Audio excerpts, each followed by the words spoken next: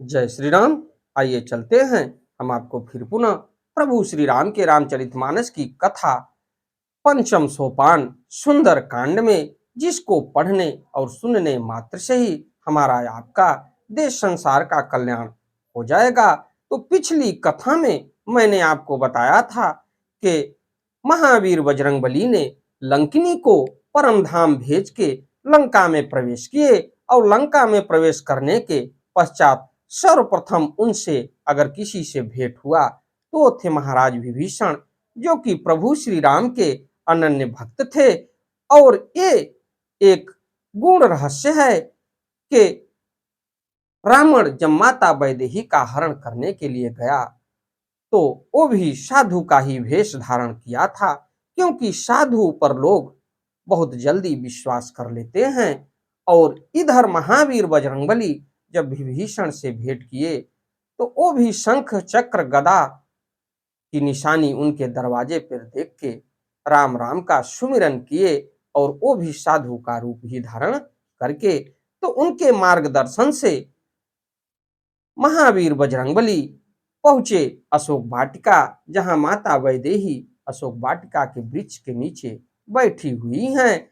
और इधर महावीर बजरंगबली अशोक वृक्ष में बैठ के सारी लीलाओं को देख रहे हैं कि रावण पहुंचता है और अपने दल बल के साथ माता वैदेही को 1 मास के लिए उनको अवधि देता है कि 1 मास के अंदर तुम हमें स्वीकार करके हमारी रानी बन जाओ और मंदोदरी को मैं दासी बना दूंगा।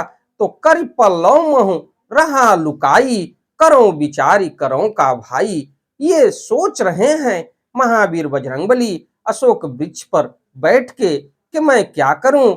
और इधर तो जानकी माता सूखी पड़ी हुई हैं और बाल खुले हुए हैं, और इनका दर्शन तो हम कर लिए, लेकिन अब माता के पास किस प्रकार से जाऊं। तो इतना कहने के बाद रावण चला जाता है।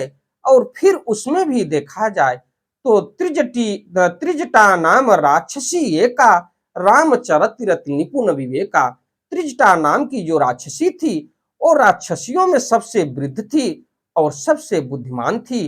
तो उसको जो राक्षसी प्रवृत्ति था या राक्षस कुल के वजह से उसको मिला, लेकिन उसका जो भ्रातृ प्रेम प्रभु श्री राम और भगवान विष्णु के प्रति था वो उसके पिता के गुणों से था, क्योंकि उसके पिता महाराज विभीषण जो आने वाले समय में लंका के राजा बनेंगे, तो पिता के गुणों से उसको जो है कि भक्ति का मार्ग मिला और प्रभु के श्री चरणों में समर्पित होने का मार्ग भी मिला, ये पिता के गुण से। तो इसके बाद माता वैदेही रावण के चले जाने के बाद त्रिजटा से कहती हैं कि हे माँ, हमें जो है कि चिता लगा दे, मैं अपने प्राणों को त्याग दूं, क्योंकि रावण के ऐसे वचनों को मैं सह नहीं सकती। और विधाता भी हमारे साथ क्या करने वाले हैं मैं इस चीज को नहीं जान सकती। तो त्रिजटा ने माता वैदेही को समझाया, और जो राक्षसियां उनके विपरीत थी त्रिजटा को समझाने के बाद वो भी राक्षसियां माता वैदेही के चरणों में समर्पित हुई। और त्रिजटा कही कि बस 2-4 दिन में मैंने स्वप्न देखा है कि लंका जल रही है और लंका जलने के बाद राक्षसों का विनाश हो रहा है, और उसके बाद महावीर बजरंगबली यानी कोई बानर दक्षिण दिशा की तरफ जला के चला जा रहा है। तो इस कथा में मैं आपको आगे ले चलता हूं। इससे पहले विघ्नों को हरने वाले भगवान गणेश और विद्या के प्रदायिनी मां सरस्वती के श्री चरणों में शीश नवाते हुए विनम्र निवेदन करूंगा कि हमारे देश संसार में जहां भी प्रभु श्री राम के रामचरितमानस की कथा हो रही हो उसे संपन्न करने में अपना पूर्ण योगदान दें। उसके साथ साथ हमारे ऊपर भी अपनी कृपा बनाए रखें कि मैं अपने मुखार बिंदु से प्रभु श्री राम के रामचरितमानस की कथा को जो भी राम भक्त प्रेमी हैं उनके तक पहुंचाने का पूर्ण प्रयास करूं, और इस कथा को सुन के अपने पुण्य के भागी बने। अंधविश्वास से दूर रहते हुए प्रभु श्री राम के श्री चरणों में समर्पित होइए। ओम श्री जानकी वल्लभो विजयते। तो महावीर बजरंगबली क्या ऐसी निशानी देते हैं कि माता वैदेही को विश्वास हो जाए कि प्रभु श्री राम के भेजे हुए आप दूत ही हैं। तो तब देखी मुद्रिका मनोहर, राम नाम अंकित अति सुंदर, चकित चितौ मुदरी पहचानी, हर्ष विषाद हृदय अकुलानी। तो ये मुद्रिका ऊपर से अशोक वाटिका से प्रभु श्री राम के अनन्य भक्त महावीर बजरंगबली माता वैदेही के सामने गिराते हैं और वो मुद्रिका उठा के देखती हैं और सोचती हैं कि तब उन्होंने राम नाम से अंकित अत्यंत सुंदर एवं मनोहर अंगूठी देखी। अंगूठी को पहचान कर सीता जी आश्चर्यचकित होकर उसे देखने लगी और हर्ष तथा विषाद से हृदय में अकुला उठी। तो जीत को सकै अजय रघुराई, माया ते असिरच नहीं जाई, सीता मन विचार कर नाना, मधुर वचन बोले हनुमाना। तो वे नाना प्रकार से माता वैदेही को ये विश्वास दिला रहे हैं महावीर बजरंगबली कि मैं किसी राक्षस कुल का नहीं हूं, मैं प्रभु श्री राम का भेजा हुआ एक दूत हूं माता। तो वे सोचने लगी श्री रघुनाथ जी तो सर्वथा अजय हैं, उन्हें कौन जीत सकता है। और माया से ऐसी माया के उपादान से सर्वथा रहित दिव्य चिन्मय अंगूठी बनाई नहीं जा सकती। सीता जी मन में अनेक प्रकार के विचार कर रही थी। इसी समय हनुमान जी मधुर वचन बोले और अपने मन में विचार कर रही हैं कि तो प्रभु अजय हैं, उनको कोई जीत नहीं सकता, न इस अंगूठी को दूसरा कोई बना सकता है। रामचंद्र गुण वर्णित लागा, सुनतहि सीता कर दुख भागा, लागी सुनय श्रवण मन लाई, आदि हुते सब कथा सुनाई। तो वे श्री रामचंद्र जी के गुणों का वर्णन करने लगे, जिनके सुनते ही सीता जी का दुख भाग गया। वे कान और मन लगाकर उन्हें सुनने लगी। हनुमान जी ने आदि से लेकर सारी कथा कह सुनाई। अशोक वृक्ष के पेड़ पर बैठे बैठे माता को विश्वास देने के लिए कि किस समय क्या हुआ था, ये पूरी कथा महावीर बजरंगबली माता को सुना रहे हैं। श्रवणामृत जहि कथा सुहाई, कही सो प्रगट होत किन भाई, तब हनुमंत निकट चली गयऊ, फिर बैठी मन विस्मय भयऊ। तो माता वैदेही कह रही हैं कि हे अशोक, हे वृक्ष और हे वृक्षों पर प्रभु के गुणों का गान करने वाले आप कौन हो, हमारे सामने आइए, मैं आपको देखना चाहता हूं कि आप इतने सारे गुणों को कह रहे हैं और इतनी कथाओं को कह रहे हैं, तो मेरे सामने आप प्रकट होइए। तो सीता जी बोली, जिसने कानों के लिए अमृत रूप यह सुंदर कथा कही, वह हे भाई प्रकट क्यों नहीं होता। तब हनुमान जी पास चले गए। उन्हें देखकर सीता जी फिर कर मुख फेर कर बैठ गई। उनके मन में आश्चर्य हुआ, क्योंकि माता को विश्वास नहीं हो रहा है। वो आने के बाद अपना मुंह फेर ली, महावीर बजरंगबली को न देख सकी। रामदूत मैं मातु जान की, सत्य शपथ करुणा निधान की, यह मुद्रिका मातु मैं आनी, दिन ही राम तुम कह सहिदानी। तो महावीर बजरंगबली कह रहे हैं कि हे माता, मैं रावण का भेजा हुआ दूत नहीं हूं, मैं प्रभु श्री राम का दूत हूं और सत्य शपथ कह रहा हूं, और करुणा निधान ने ही हमको भेजा है माता, मैं किसी दूसरे के भेजे हुए दूत नहीं हूं। तो हनुमान जी ने कहा, हे माता जानकी, मैं श्री राम जी का भेजा हुआ दूत हूं, करुणा निधान की सच्ची शपथ कहता हूं। हे माता, यह अंगूठी मैं ही लाया हूं, श्री राम जी ने मुझे आपके लिए यह सही दानी निशानी या पहचान दी है, जिससे आप हमको पहचान सके। तो नर बानर ही संग कहु कैसे, कही कथा भई संगति जैसे।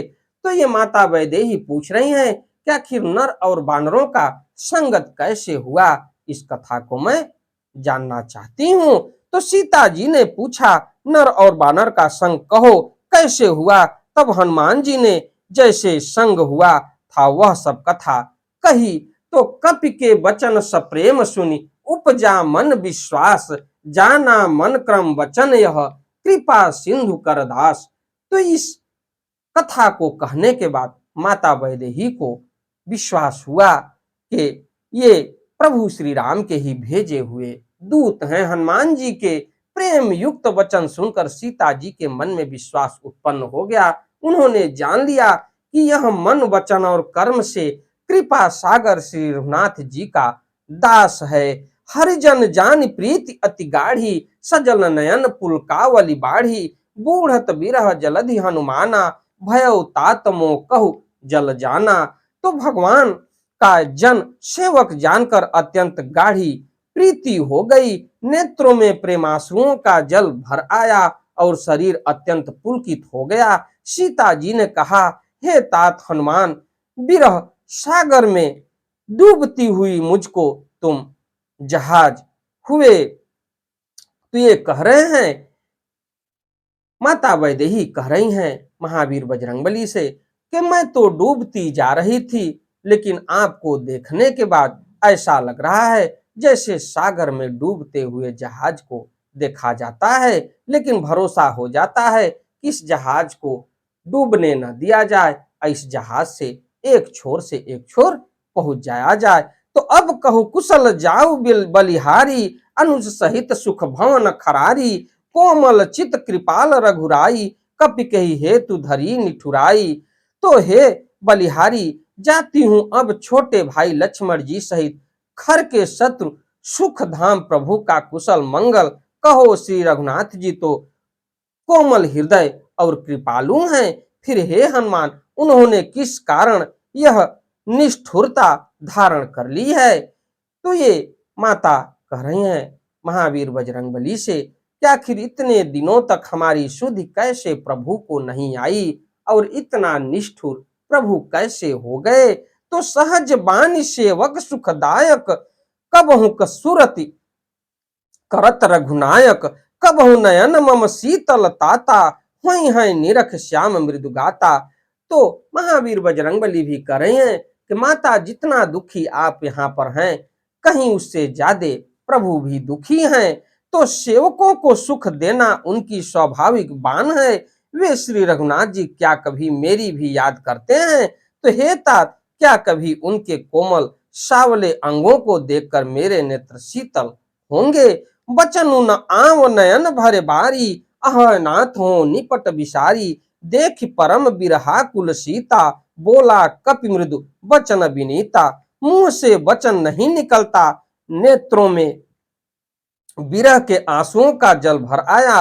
बड़े दुख से वे बोली, हे नाथ, आपने मुझे बिल्कुल ही भुला दिया। सीता जी को विरह से परम व्याकुल देखकर हनुमान जी कोमल और विनती वचन बोले कि मात कुशल प्रभु अनुज समेता, तब दुख दुखी सुकृपा निकेता, जन जननी मानव जी ऊना, तुम ते प्रेम राम के दूना।